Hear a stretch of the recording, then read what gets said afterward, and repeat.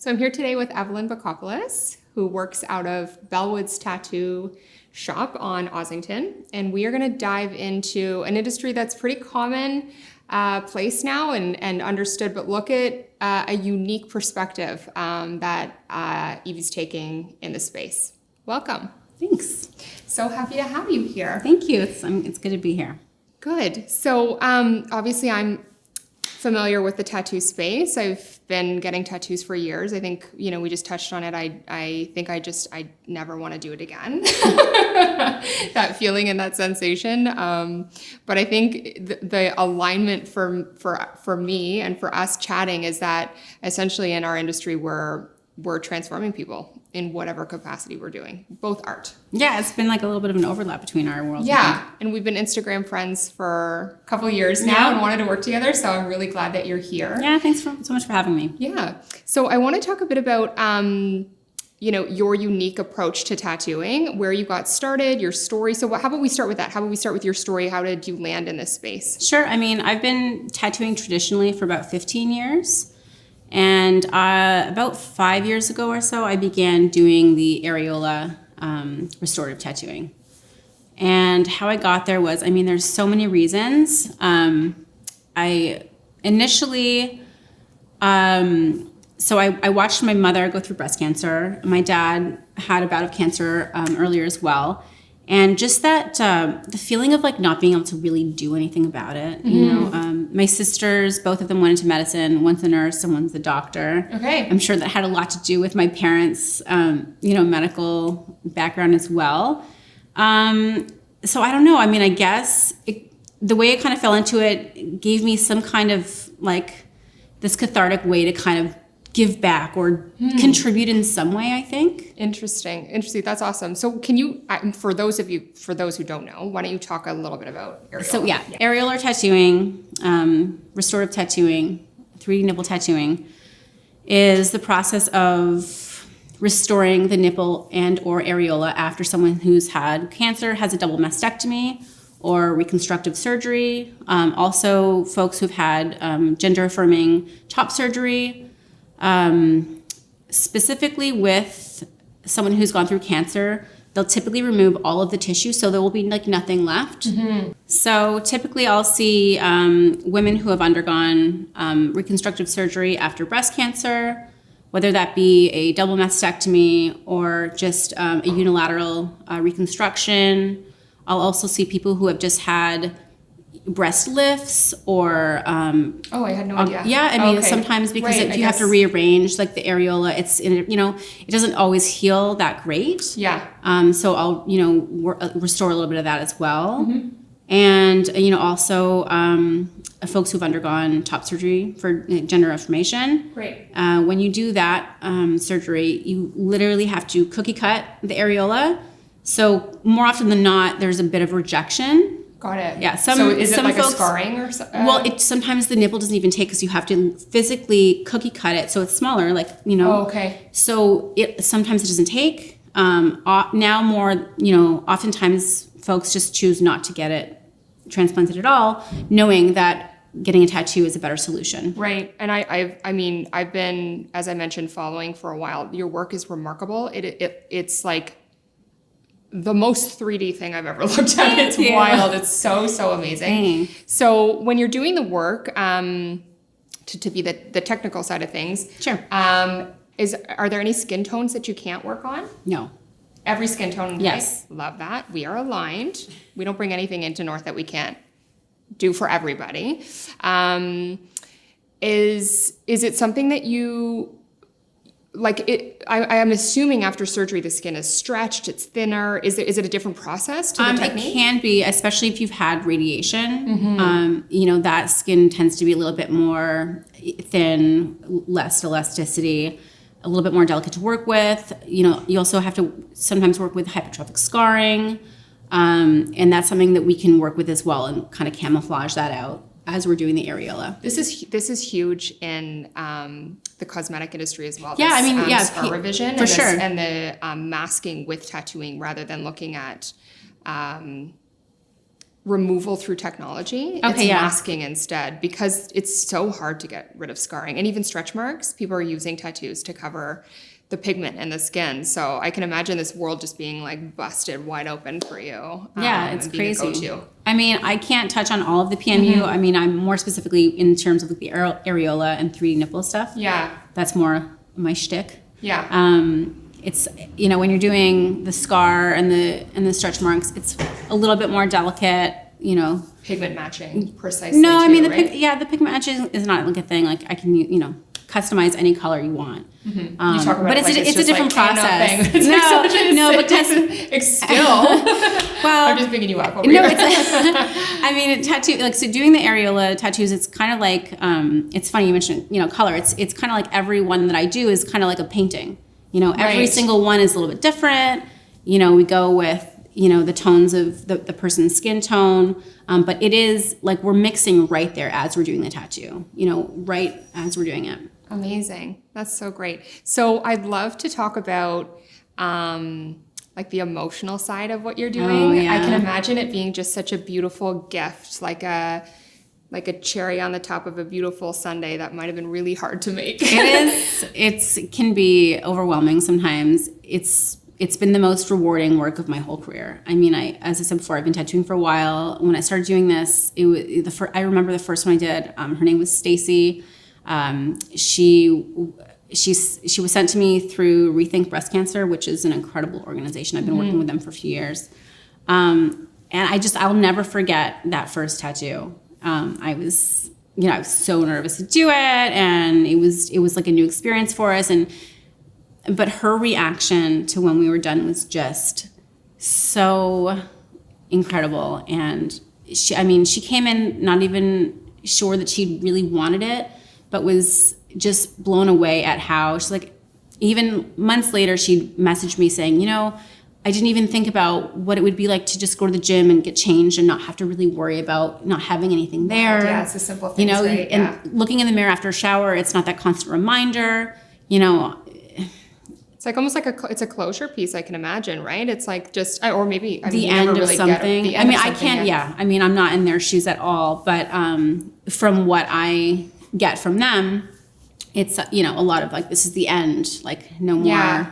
We're finishing this. Yeah, I think our industries are like really aligned in making people feel good. Yeah. And we're not looking for transformation at North of someone. We're looking at enhancing what they already have. And I think that's what tattooing is for a lot of people. Yeah, it certainly can be, and for sure. specifically the areola restoration. It's just such a gift for people. So, and I don't find it's like very common. I mean, I think so what I'm seeing is like doctors are doing it, and I don't know if I'm wrong to say that I think that's wild, that a physician who has no artistic background. So that's happening less and less. Okay.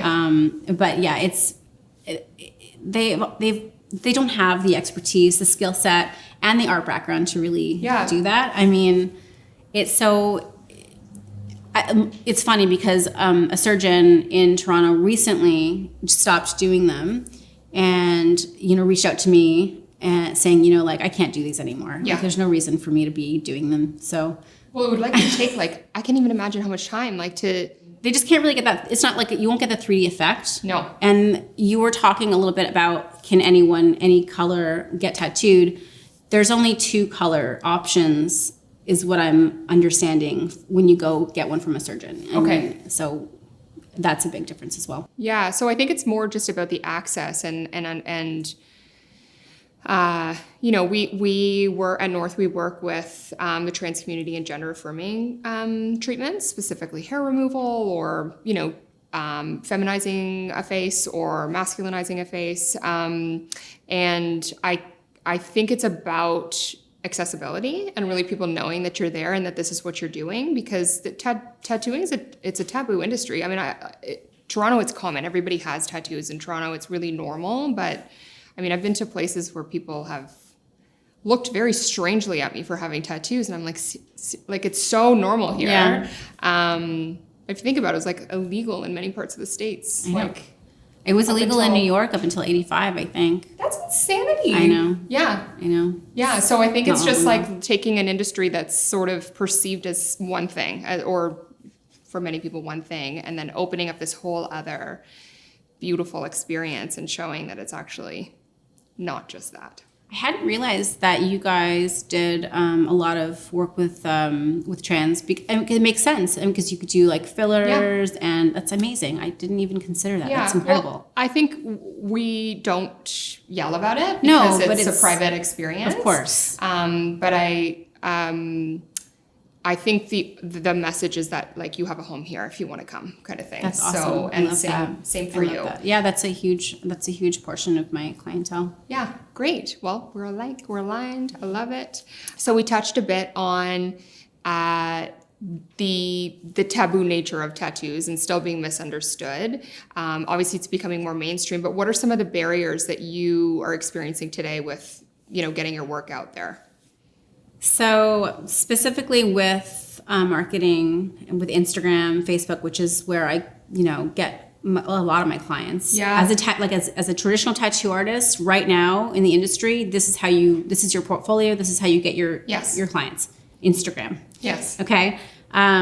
It's very difficult for me to post the work that I do for the restoration. Yeah, because it is deemed inappropriate sexual activity. And I don't know, it doesn't make sense that I would be targeted. I think it's because I'm a tattoo artist, because I see surgeons, post without a problem and, full frontal, no issue.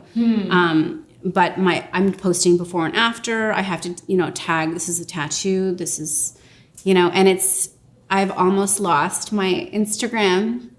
Your business card. You're like, a few times I've been shadow banned. I mean, I'm no longer allowed to post any marketing like through Instagram or Facebook. Mm-hmm. I've now had to make a separate account. So I have like my main @tattoos by Evelyn, which is linked to Bellwoods. It's all my traditional tattooing, and it has some areola tattooing.